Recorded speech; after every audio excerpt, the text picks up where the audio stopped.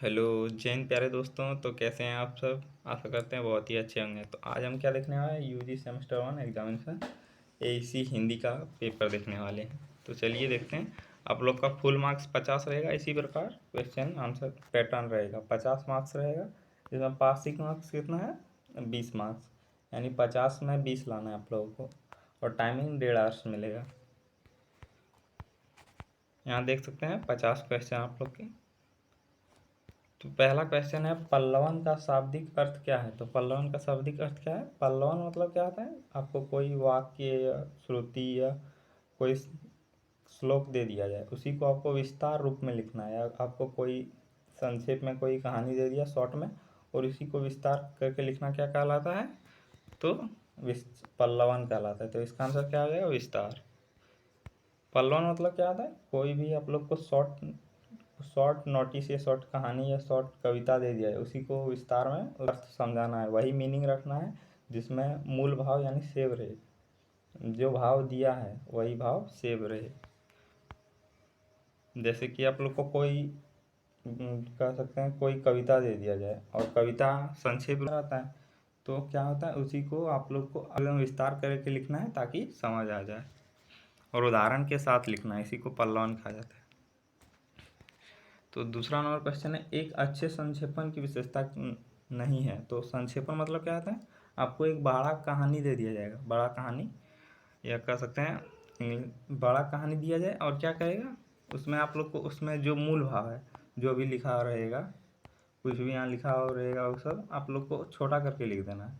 इतना बड़ा रहेगा, उसमें मूल भाव जो उसमें बताया गया है वही रहे, और उसको क्या करना है, केवल छोटा कर देना है। तो एक अच्छे संक्षेपण की विशेषता नहीं है, तो क्या विशेषता नहीं है, तो ए नंबर संक्षिप्तता होनी चाहिए, यानी शॉर्ट होनी चाहिए, पूर्णता होनी चाहिए, भाषा की सरलता, अनावश्यक विस्तार नहीं होना चाहिए। क्या नहीं होना चाहिए, अनावश्यक, यानी अत्यधिक विस्तार नहीं होना चाहिए। संक्षेपण मतलब हो गया शॉर्ट में लिखना, और अधिक विस्तार कर रहे हैं, तो ये अच्छी विशेषता नहीं है। क्वेश्चन नंबर 3 है, इसी प्रकार आप लोग का क्वेश्चन आएगा, सही वाक्य शुद्धि पहचानो। तो आप लोग एक बार पढ़ लीजिएगा, देखिएगा, पढ़ने से ही पता चलेगा कौन सा वाक्य सही है। मेरे को तुमसे बात करनी नहीं, देखिए अच्छा सुनने में ही नहीं लग रहा। तुमसे मेरे को बात नहीं करनी, मेरे को बात नहीं करनी तुमसे, मुझे तुमसे बात नहीं करनी। तो आप लोग बताइए कौन सा सेंटेंस बढ़िया लग रहा है। तो आप लोग जब पढ़िए, इसका आंसर क्या आ जाएगा, घ नंबर, मुझे तुमसे बात नहीं करनी। और ये सब देखिए, ये लास्ट में नहीं का साइन नहीं लगाया जाता है। इसी प्रकार आप लोग पढ़ लीजिएगा, आपको समझ में आ जाएगा कि आंसर कौन वाला होगा। चलिए आगे बढ़ते हैं। क्वेश्चन नंबर, ये सब बचपन में आप पहली दूसरी कक्षा में पढ़ेंगे। अ और ओ के बीच को की ध्वनि का वर्ण है। तो अ और ओ के बीच क्या आता है, क्या हो जाएगा, आ हो जाएगा, आ। अग्नि परीक्षा देना, अग्नि परीक्षा देना का अर्थ, यानी अग्नि परीक्षा देना मतलब क्या होता है, मुहावरा होता है। इसका अर्थ क्या होगा, तो अग्नि परीक्षा देना मतलब हो जाए कठिन परिस्थिति में पढ़ना। अगला अगला क्वेश्चन है, तो शुद्ध शब्द है। तो शुद्ध शब्द क्या हो जाएगा, तो शुद्ध शब्द हो जाएगा आर्द्रता। गठरिया शब्द में किस प्रत्यय का प्रयोग हुआ है। तो चलिए आप लोग समझ लिए पहले, प्रत्यय और उपसर्ग, इससे आप लोग का क्वेश्चन आएगा। तो देखिए प्रत्यय, प्रत्यय आप देख सकते हैं, प्रत्यय मतलब क्या होता है, आप लोग इंग्लिश पढ़े होंगे अगर ग्रामर, तो होता है, आप लोग जानते हैं प्रीफिक्स एंड क्या होता है, सफिक्स। तो प्रत्यय को इंग्लिश में क्या कहा जाता है, सफिक्स, सफिक्स कहा जाता है। और देखिए पहले इंग्लिश से बता था, आप लोग को क्लियर हो जाएगा। जैसे कि कह सकते हैं इमोशनलेस, यानी भावनाहीन। तो इमोशन लिख लिए, तो ये क्या हो गया, ये जो लेस है ये क्या हो गया सफिक्स, या हिंदी में कहें तो प्रत्यय हो गया। क्या हो गया, प्रत्यय। तो इमोशनलेस मतलब भावनाहीन, लेकिन आप लोग समझिए लास्ट में जो लेस लगा दिया, जिसको क्या कहेंगे, प्रत्यय कहेंगे। इसी प्रकार पूछा है गठरिया, गठरिया शब्द में कौन सा प्रत्यय लगेगा, प्रत्यय का प्रयोग हुआ है, तो क्या हो जाएगा, ईया। क्या हो जाएगा, ईया।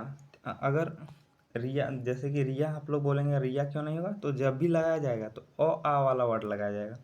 अ आ में, अ आ वर्ण में जो आता है और आप लोग पढ़िए, उसी से संबंधित पहला वर्ड रहेगा।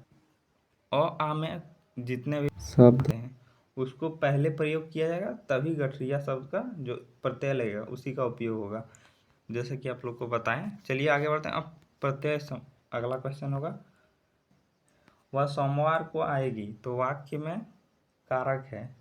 वाक्य का कारक क्या है तो आप लोग बता देते हैं। जब भी टाइम दिया जाए, जैसे कि क्या सोमवार दिया है, तो सोमवार दिया है, तो इसमें क्या होगा अधिकरण। जब भी समय दिया, जैसे मैं जनवरी को जाऊंगा, तो किस में मैं बता रहा हूँ कि टाइम दे रहा हूँ, मैं जनवरी को जाऊंगा, मैं सोमवार को जाऊंगा, तो यह क्या हो जाएगा अधिकरण। जब भी समय दिया जाए तो क्या हो जाएगा अधिकरण। आप लोग याद रखिएगा, जब भी समय दिया जाए तो अधिकरण होगा। क्वेश्चन नंबर 9 है, निर्जीव उपसर्ग आ गया। निर्जीव में, निर्जीव शब्द में किस उपसर्ग का प्रयोग हुआ है, तो किस उपसर्ग का प्रयोग हुआ है तो हो जाएगा क्या नी। तो आप लोग समझिए। चलिए उपसर्ग समझते हैं। उपसर्ग मतलब क्या हो गया, हिंदी में इसको बोलेंगे प्रीफिक्स। जैसे कैसे कह सकते हैं, जैसे कह सकते हैं आप लोग प्री एग्जाम, तो प्री मतलब क्या हो गया, ये हो गया प्रीफिक्स। ये क्या हो गया प्रीफिक्स, जो प्री है ये हो जाएगा प्रीफिक्स, प्री एग्जाम। और इसी प्रकार जो पहला वर्ड है, इसको पहला वर्ड निकाल दीजिएगा तो क्या हो जाएगा निर्जीव। प्रत्यय मतलब होता, प्रत्यय मतलब होता है जो बाद में लगे, बाद में लगे, और जो पहले लगे उसको क्या बोलेंगे उपसर्ग बोलेंगे, उपसर्ग। आप लोग समझ गए होंगे। इसी प्रकार आप लोग को प्रत्यय और उपसर्ग से 3-4 क्वेश्चन देखने को मिलेंगे। आगे नाथ ना पीछे पगा, ये सब मुहावरा है। और इसका अर्थ क्या होगा, आगे नाथ ना पीछे पगा, मतलब ना आगे कोई है ना पीछे कोई है, तो इसका आंसर क्या हो जाएगा बंधन रहित होना। यानी ना आपके आगे कोई है ना कोई पीछे है, तो आप लोग क्या बंधन रहित, यानी बंधन से मुक्त है। क्वेश्चन नंबर 10, आप लोग थोड़ा सिलेबस देख लीजिए आप लोग का। चलिए सिलेबस दिखा देते हैं। ये है आप लोग का सिलेबस, हिंदी व्याकरण सेमेस्टर 1 का। देख लीजिए, जिसमें 50 मार्क्स यहाँ देख सकते हैं। कितना 50 मार्क्स टोटल एग्जाम 50 मार्क्स का 1.5 आवर्स में समय दिए जाएंगे, यानी 1.5 आवर्स। और 20 मार्क्स लाना है आप लोग को, तो 20 मार्क्स कितना होता है 50 का 40% होता है। और देख लीजिए सिलेबस आप लोग का। तो क्या क्या पढ़ना है, पहले पत्र लेखन एवं निबंध पढ़ना है, संधि पढ़ना है, समास पढ़ना है, वर्ण पढ़ना है, जैसा कि वर्ण आप लोग को बताएं, वाक्य विधि बताएं, शुद्धि पढ़ना है, शुद्धि शब्द जो बताएं, कौन सा शब्द शुद्ध है एक बताया था आप लोग को। लोकोक्ति और मुहावरे दोनों सेम होते हैं, दोनों के विषय में क्वेश्चन आते हैं। कारक तो आप लोग को बताएं, विभक्ति पढ़ना है, उपसर्ग और प्रत्यय आप लोग को बता रहे हैं, ये सब भी पढ़ना है। पल्यवन, संक्षेपण, अनेक शब्दों के बदले एक शब्द, ये सारे क्वेश्चन का आंसर आप लोग को करने हैं। इसी के सारे क्वेश्चन जो जो भी टॉपिक्स दिया है। तो चलिए अब देख लिए सिलेबस, अब क्वेश्चन करते हैं। यहाँ 11 नंबर क्वेश्चन है, हिंदी वर्णमाला में व्यंजनों की संख्या कितनी है। तो व्यंजन आप लोग जानते होंगे, व्यंजन क्या होता है, क ख से उआ तक, चौ से क्या हो गया, चौ से ज्यों तक, और ट से, सॉरी मैनेज कीजिएगा, ट से क्या होता है मूर्धन्य तक, त से नौ तक, थोड़ा आप लोग मैनेज कर लीजिए, प से म तक, और अंतुस्य और ल से ह तक। अब जब यहाँ ये सब पूरा जोड़िए, इसको क्या कहा जाता है व्यंजन कहा जाता है। क्या कहा जाता है व्यंजन।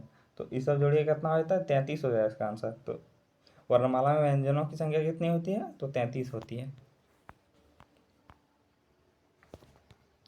यहाँ क्वेश्चन है विचारात्मक संक्षेपण, यानी विचारात्मक यानी विचार को संक्षेपण में किससे संक्षिप्त किया था। तो विचार संक्षेपण में किसे संक्षिप्त किया था, तो क्या हो जाएगा इसका आंसर, इसका आंसर हो जाएगा लेखक के विचारों और दृष्टिकोण को। आगे बढ़ते हैं। क्वेश्चन नंबर 13 है, संक्षेपण, प्रत्यय और पल्लवन, इस सबसे क्वेश्चन आएंगे। देखिए यहाँ आप लोग को ये पल्लवन का क्वेश्चन है। किसी सूत्र या वाक्य आप लोग को बताएं कि आप लोग को कोई श्लोक या कविता दिया जाए कि गर्भ में छिपे भाव को, यानी जो आप लोग कविता पढ़ते हैं तो कविता में स्पष्ट भाव नहीं रहता, उसमें छिपा भाव रहता है, पूरी तरह से व्यक्त करना है, यानी आपको बढ़िया तरह से एकदम पूरा अर्थ बता दिया, तो उस प्रक्रिया को क्या कहते हैं तो पल्लवन कहते हैं।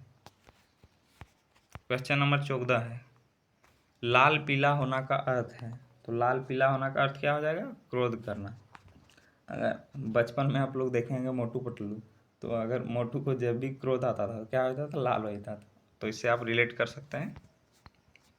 क्वेश्चन नंबर 15 है, आसमान पर चढ़ाना, मुहावरे का अर्थ बताइए। आप किसी को आसमान पर चढ़ा रहे हैं, मतलब क्या हो जाएगा? बहुत अत्यधिक प्रशंसा कर रहे हैं, किसी का बहुत प्रशंसा कर रहे हैं, मतलब क्या हो गया? आसमान पर उसको चढ़ा रहे हैं।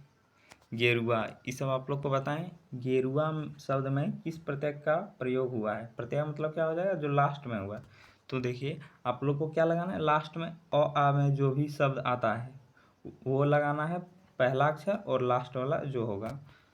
तो गेरुआ, गेरुआ पढ़िए, लास्ट में जो सुनने में लास्ट लेटर आता है गेरुआ हुआ, तो जो लास्ट में आ रहा है वही होगा, क्या हो जाएगा? हुआ। और दुर्गु हर्ष, ये जो हर्षु वाला है ये क्यों नहीं लेगा? क्योंकि यहाँ दुर्गु देख सकते हैं आप लोग। जो इंग्लिश मीडियम के बच्चे होंगे थोड़ा उसका दिक्कत तो होगा, आप लोग ये सब उतना विस्तार से नहीं जानते होंगे in comparison of Hindi student. तो आप लोग थोड़ा मैनेज कीजिएगा और थोड़ा प्रयास कीजिएगा, आप लोग भी थोड़ा मैनेज करके देख लीजिए, हो जाएगा आराम से। तो रॉ में देख रहे हैं, रॉ यहाँ है ना, तो इसमें क्या लगा है? दुर्घु कर लगा, इसलिए क्या लगेगा? दुर्घु वाला। तो इसका आंसर क्या आ जाएगा? घ नंबर। तो देखिए कारक से क्वेश्चन है, हेमा को घर जाना है, वाक्य में कौन सा कारक है? तो कौन सा कारक है? तो क्या हो जाएगा? कर्म कारक। सॉरी, कर्म नहीं, कर्ता कारक होगा। क्यों होगा? देखिए जब भी नाम दिया जाए और कोई कार्य हम कर रहे हैं तो हमेशा कौन सा कारक लगेगा? कर्ता कारक लगेगा। जैसे कह सकते हैं हरीश घर जाता है, या कह सकते हैं कोई भी एटसेट्रा, किसी का भी नाम दे दिया जाए और कोई कार्य कर रहा है तो दिखाया जाए तो वह कौन सा हो जाएगा? हमेशा कर्ता कारक होगा। पल्लवन करते समय हमें किस बात का ध्यान रखना है? यानी पल्लवन मतलब क्या होता है? कोई आप लोग को श्लोक या कुछ भी दिया जाए शॉर्ट में और उसी को विस्तार करके लिखना है तो उसको क्या कहेंगे? पल्लवन कहेंगे। तो उसमें क्या ध्यान रखना चाहिए? तो मूल भाव पर ध्यान देना, यानी जो दिया है आपको शॉर्ट में उसका मूल भाव क्या है, और उदाहरण देना। मूल भाव को यानी संरक्षण रखना है, संरक्षित रखना है और उदाहरण के साथ आप लोग को बताना है। चलिए आगे बढ़ते हैं। क्वेश्चन नंबर 19 है, निम्न शब्दों में कौन सा शुद्ध शब्द का चयन कीजिए। यानी कौन शुद्ध शब्द है? आप लोग का जो शुद्धि था सिलेबस में वही टॉपिक से है, तो क्या हो जाएगा इसका आंसर? उज्ज्वल। आप लोग ये सब बचपन में अगर हिंदी होंगे तो आप लोग को पता होगा कि उज्ज्वल किस प्रकार लिखा जाता था, ये सब स्कूल में भी पूछा जाता था। आगे बढ़ते हैं। क्वेश्चन नंबर 20 है, परलोक शब्द। परलोक शब्द में कौन सा उपसर्ग का प्रयोग हुआ है? तो उपसर्ग मतलब क्या होता है? जो पहले लगे। आप लोग हिंदी वाले समझ आएंगे, इंग्लिश वाले जो बच्चे हैं प्रीफिक्स कहते हैं, उपसर्ग को क्या कहते हैं? प्रीफिक्स कहते हैं। और जो बाद में लगाया जाए उसको क्या कहते हैं? प्रत्यय। और इंग्लिश में उसको प्रत्यय को क्या कहते हैं? सफिक्स कहते हैं। तो आप लोग पढ़िए परलोक, तो पहले क्या है? पर, तो इसका आंसर क्या हो जाएगा? पर। ख नंबर। तो इतना आसान है। संक्षेपण, यानी संक्षेपण मतलब क्या बताएं? कि कोई आपको विस्तार कहानी दिया जाए उसी को शॉर्ट में कर देना, तो उसको क्या कहेंगे? संक्षेपण कहेंगे। तो संक्षेपण में क्या, संक्षेपण का क्या गुण है? गुण क्या है कह सकते हैं? तो पूर्णता होनी चाहिए, यानी पूर्ण होना चाहिए। संक्षिप्तता यानी शॉर्ट होना चाहिए। और भाषा की कैसी होनी चाहिए? सरलता, यानी सरल होनी चाहिए। क्वेश्चन नंबर 27 है,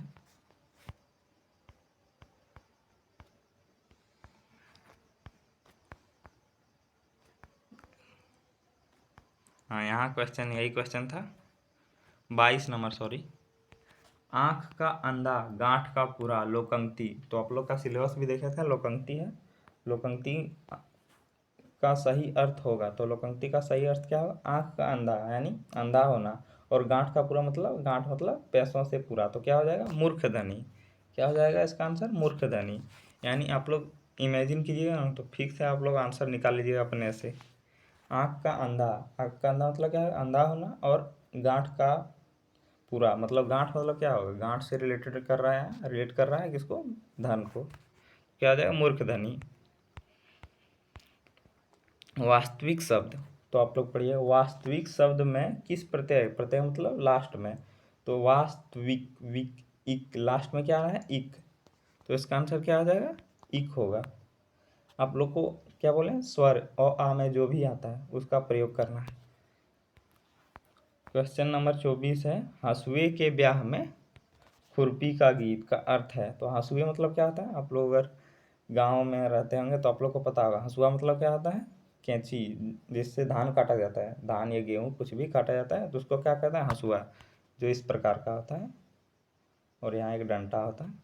तो हंसुआ क्या होता है, और खुरपी मतलब क्या होता है, आप लोग तो जानते होंगे यार, प्याज कोड़ते समय देखें आप लोग, जिसमें प्याज कोड़ा जाता है, प्याज कोड़ा जाता है, जैसे ये क्षेत्र है इसमें प्याज लगाए हैं, बोए हैं, और इस साइड साइड कोड़ा जाता है। तो जिस यंत्र का प्रयोग करते हैं उसको क्या कहते हैं, खुरपी कहते हैं। तो क्या बता रहा है, हंसुए के ब्याह में खुरपी का गीत, यानी खुरपी का गीत। तो इसका अर्थ क्या हो जाएगा, तो इसका अर्थ हो जाएगा असंगत बातें, यानी आप कार्य कुछ कर रहे हैं और कुछ बातें कुछ और कर रहे हैं, तो यह हो गया असंगत बातें करना, यानी कुछ कार्य कर रहे हैं और कुछ बातें कर रहे हैं। कारक, कारक के कितने भेद होते हैं, तो कितने हो जाएंगे, 8 भेद हो जाएंगे।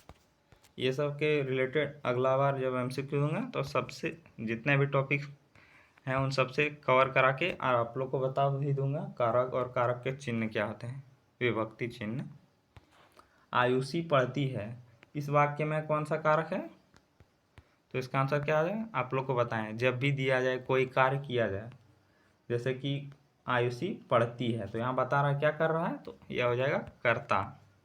क्या कौन सा कारक हो जाएगा, कर्ता कारक, क्योंकि रख सकते हैं, वहाँ देख सकते थे और क्या लिखी थी, घर जाती है, यहाँ क्या लिख रहा है, पढ़ती है, तो क्या हो जाएगा, कर्ता कारक हो जाएगा। जब भी कोई कार्य दिखा रहे हो और नाम के साथ, तो क्या हो जाएगा, कर्ता कारक हो जाएगा। तो शुद्ध शब्द है, तो शुद्ध शब्द क्या हो जाएगा, पुरस्कार, क्योंकि दुरावस्था नहीं होता, क्या होता है, दुर्व्यवस्था। निर्लंब नहीं होता, निर्लंब कोई शब्द ही नहीं होता है, और एतअव नहीं होगा, तो इसका आंसर क्या हो जाएगा, ग नंबर होगा। क्वेश्चन नंबर 28 है, पल्लवन, पल्लवन किस शैली में लिखा जाता है, तो किस शैली में लिखा जाता है, इसका आंसर होगा व्यास शैली। चलिए आगे बढ़ते हैं। संक्षिप्तता के कितने अर्थ होते हैं, तो कितने अर्थ होते हैं, 2 हो जाएगा, इसका आंसर कितना हो जाएगा, 2 हो जाएगा। वह पत्र लिख रही है, तो देखिए यहाँ नाम नहीं है, वह पत्र लिख रही है, क्या कर रही है, यहाँ क्या एकदम पूरा जोर कहाँ जा रहा है, लिख रही है।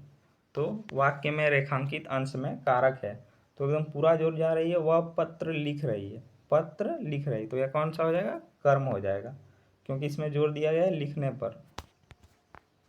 क्वेश्चन नंबर 31 है, घुमक्कड़ शब्द में प्रत्यय, आप लोग पढ़िएगा शब्द को, उसके बाद आप लोग इमेजिन लास्ट में एकदम बढ़िया से इमेजिन कीजिएगा कि कौन सा शब्द हो सकता है, प्रत्यय क्या हो सकता है। घुम अक्कड़, अ का साउंड आ रहा है, देख लें, अक्कड़, तो इसका आंसर क्या आ जाएगा, अक्कड़। जहाँ भी लास्ट में आ का प्रयोग हो जाए, वहीं से जो लास्ट का शब्द होता है वो सब जोड़ दीजिएगा, बस हो जाए अक्कड़। जैसे कि बताए थे गठरिया में ईया, तो इसी प्रकार आप लोग को बना के लिखना है, थोड़ा आप लोग मैनेज करके लिखिएगा। पहले आप लोग बोलिएगा 2-3 बार शब्द को, अपने पकड़ में आ जाएगा कि इसमें कौन सा उपसर्ग या प्रत्यय यूज हुआ है। तो देखिए यहाँ पूछा है कौन सा उपसर्ग लगा है सुचारू में, तो सुचारू में क्या लगा है, सु, तो क्या हो जाएगा, समय, सु। क्वेश्चन नंबर 33 है, तू डाल डाल में पात पात, अर्थ है, ये अभी आप लोग सुने होंगे, तुम डाल डाल तो हम पात पात, तो क्या होता है इसका आंसर, दोनों विद्वान। अगर आप डाल डाल हैं तो कोई पात पात है, मतलब आप लोग दोनों विद्वान हैं। क्वेश्चन नंबर 34 है, टांग अड़ाना, ये तो बहुत इजी है। टांग अड़ाना का अर्थ होता है, तो टांग अड़ाना का अर्थ क्या होता है, रुकावट पैदा करना। क्वेश्चन नंबर 35 है, अशुद्ध शब्द है, यानी इनमें से कौन अशुद्ध शब्द है, तो क्या हो जाएगा, उषा हो जाएगा। उषा किस प्रकार होता है, इस प्रकार होता है उषा। चलिए आगे बढ़ते हैं। क्वेश्चन नंबर यहाँ दिया है, निम्न वाक्यों में से शुद्ध वाक्य क्या है, तो देखिए, श्री कृष्ण के अनेकों नाम है, अनेक मतलब भी हो गया बहुवचन, और को लगा देना, तो यह क्या हो जाएगा, यह सुपर प्लस हो जाएगा, यानी अधिक बार प्रयोग। अनेक बहुवचन में भी बहुवचन नहीं होता है, श्री कृष्ण के अनेक नाम हैं, श्री कृष्ण के अनेक नाम हैं, तो इसका आंसर हो जाएगा क्या, श्री कृष्ण के अनेक नाम है। यही आप लोग पढ़िएगा चारों ने, अपने पता चलेगा। चलिए देखते हैं पढ़ के। श्री कृष्ण के अनेक नाम हैं, श्री कृष्ण के अनेक प्रकार के नाम हैं। तो देखिए आप लोग पढ़िएगा, सेंटेंस 2 बार पढ़िएगा ना, ठीक से पता चल जाएगा कौन सा आंसर होगा। तो श्री कृष्ण के अनेक नाम है होगा, बी नंबर होगा 36 का। 37 नंबर देख सकते हैं, अमोल शब्द किस उपसर्ग का प्रयोग हुआ है। अमोल, अमोल में कौन सा उपसर्ग प्रयोग हुआ है, तो क्या हो जाएगा, अमोल, अमोल, क्या हो जाएगा, ग number answer. Question number 38, sorry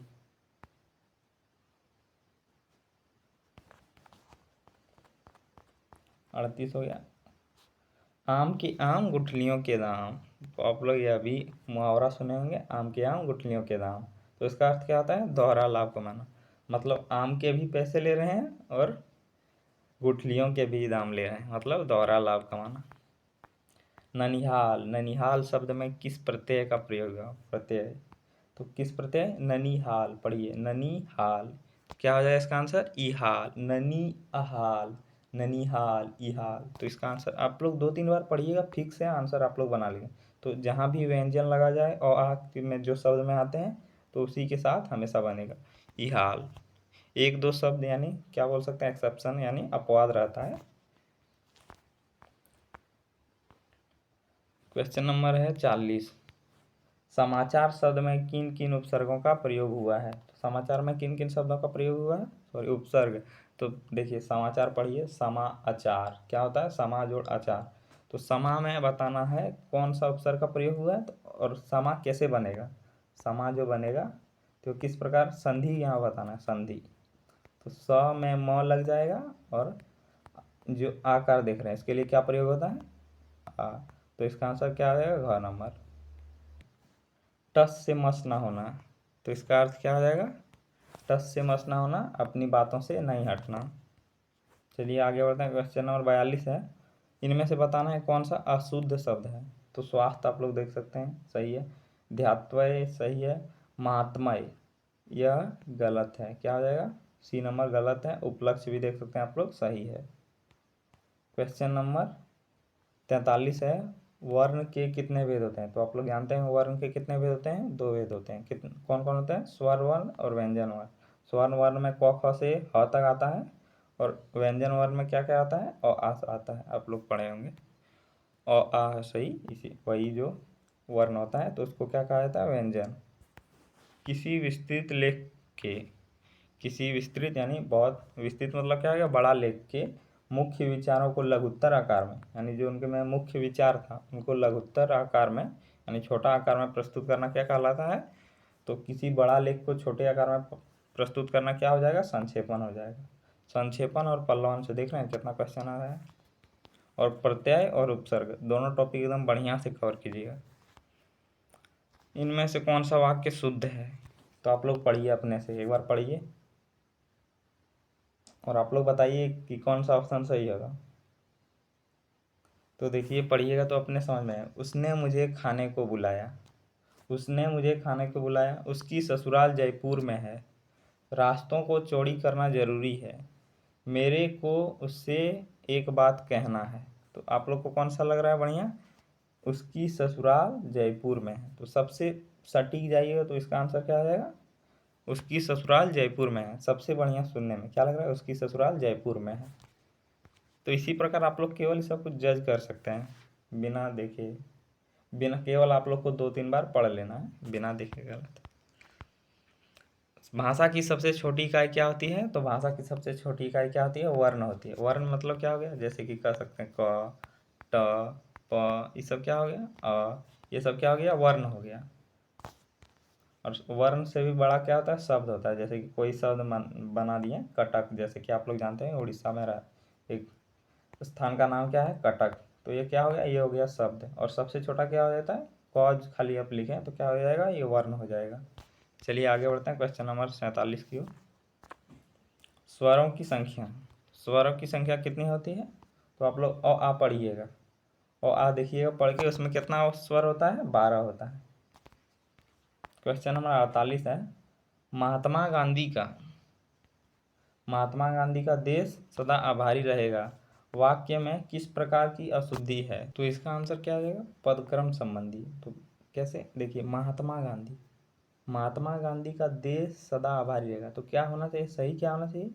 देश। क्या हो जाएगा? देश महात्मा गांधी का सदा आभारी रहेगा, क्योंकि महात्मा गांधी ने देश के प्रति बहुत स्वतंत्रता आंदोलन चलाए। तो देश महात्मा गांधी के प्रति, देश मतलब देश में जहाँ रहने वाले लोग हैं, तो यानी हम लोग महात्मा गांधी का बहुत आभारी रहेंगे। तो यहाँ इसका आंसर सही क्या हो जाएगा? सही यूज होना था, देश महात्मा गांधी का सदा आभारी रहेगा। तो इसका आंसर इस प्रकार होना था। तो यहाँ कौन सी वाक्य शुद्धि है कह सकते हैं? तो पदक्रम संबंधी, यानी पहले देश होना चाहिए।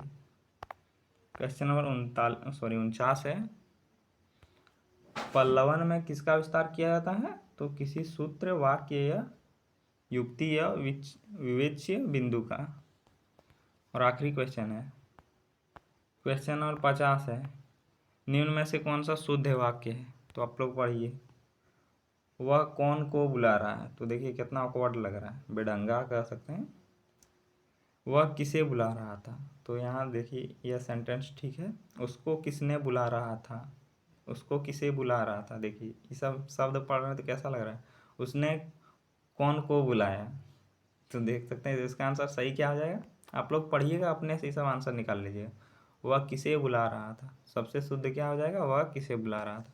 तो 50 क्वेश्चन हो जाते हैं। इसी प्रकार आप लोग के एग्जाम में यही सभी क्वेश्चन आएंगे। आप लोग देख सकते हैं कौन सा टॉपिक आप लोग को कवर करके जाना है। आप लोग को कवर करके जाना है प्रत्यय। प्रत्यय एकदम 2-3 बहुत पढ़िएगा। प्रत्यय पढ़िएगा, उपसर्ग पढ़िएगा, पल्लवन पढ़िएगा, संक्षेपण पढ़िएगा। ये सब टॉपिक एकदम बढ़िया से कवर कीजिएगा। बढ़िया से VVI है, देख सकते हैं कितना क्वेश्चन बना है। पल्लवन से लगभग 500 क्वेश्चन बनेंगे, संक्षेपण से 500 क्वेश्चन बनते हैं, प्रत्यय और उपसर्ग से भी 5-5, आधार शायद कह सकते हैं, फिर भी 15 क्वेश्चन दोनों पल्लवन, संक्षेपण, प्रत्यय और उपसर्ग से कवर होते हैं। तो आप लोग ये सब टॉपिक बढ़िया से पढ़िएगा एकदम।